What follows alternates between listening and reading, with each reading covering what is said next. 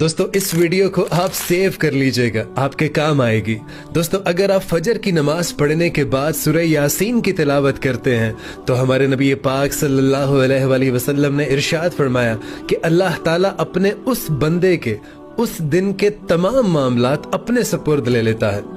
और अगर आप ज़ोहर की नमाज के बाद सूरह फातिहा पढ़ते हैं तो अल्लाह ताला आपको मरने से पहले हज और उम्रा नसीब फरमा देता है। और अगर आप असर की नमाज के बाद सूरह निबाह पढ़ते हैं तो अल्लाह पाक आपको कयामत के खौफनाक मंजर से बचा लेगा। और अगर आप मगरिब की नमाज के बाद सूरह वाक़िया की तिलावत करते हैं तो अल्लाह पाक आपको मरने तक किसी का भी मोहताज नहीं करेगा। और अगर आप इशा की नमाज के बाद सूरह मुल्क की तिलावत करते हैं तो अल्लाह पाक आपको कब्र के आजाब से भी महफूज रखेगा। सो ये आप खुद भी पढ़ें और इसे दूसरों के साथ शेयर भी कर दें।